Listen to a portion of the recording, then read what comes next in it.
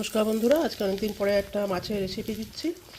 এখানে আমি শোল মাছ কিনে নিয়ে এসেছিলাম, সেটাকে ভালো করে কেটে ধুয়ে হলুদ আর লবণ মিশিয়ে আধ ঘন্টা মতো রেখে দিয়েছিলাম। এবার দেখুন, এটাকে বেশ দু পিঠ ভালো করে একটু ভেজে নিয়েছি। এগুলো তো সব ডিপ ফ্রিজের মাছ আমাদের এখানে। আর এই কড়াইটাতে তেল দিয়ে বাদ বাকি যে তেলটা ছিল মাছ ভাজা, তার মধ্যে সামান্য একটু সরিষার তেল দিয়েছি। অল্প তেলে ভাজছি বলে ঢাকনা দিয়ে করবো। একটা পেঁয়াজ খুব সূক্ষ্ম করে কেটে নিয়েছি। আর এটা করবো হচ্ছে বেগুন দিয়ে, আর গাছের একটু আলু নিয়ে এসেছি। কালকে এই আলু কটা আমার ব্যালকনিতে গাছ লাগিয়েছিলাম, তাই আলু কটা বেরিয়েছে, এগুলো ফেলে দেবো না, একেবারে খোসা সহই, এগুলো একদম পরিষ্কার, খুব সুন্দর আলুগুলো।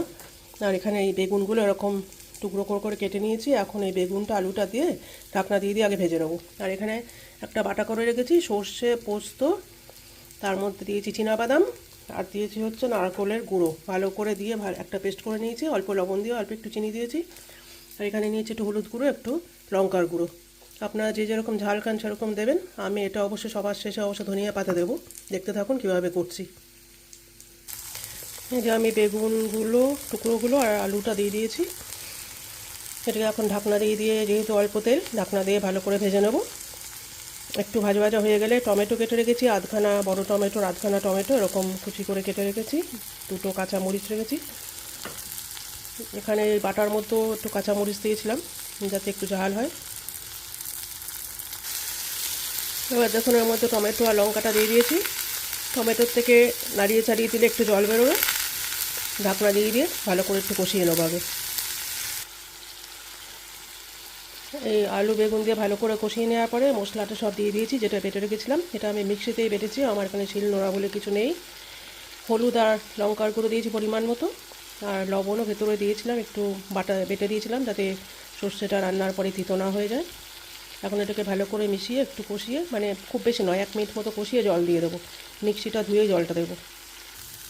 জমা কষানো হয়ে গেছে, এখন মিক্সির বাটিটা ধুয়ে জলটা এর মধ্যে দিয়ে দেবো।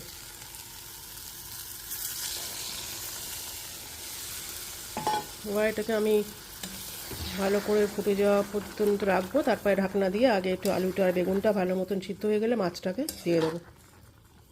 সবার শেষে ধনিয়া পাতা দেবো। ধনিয়া পাতা ভালো করে কেটে বেছে ডিপ ফ্রিজ করা আছে, ধুয়ে রাখা আছে একদম।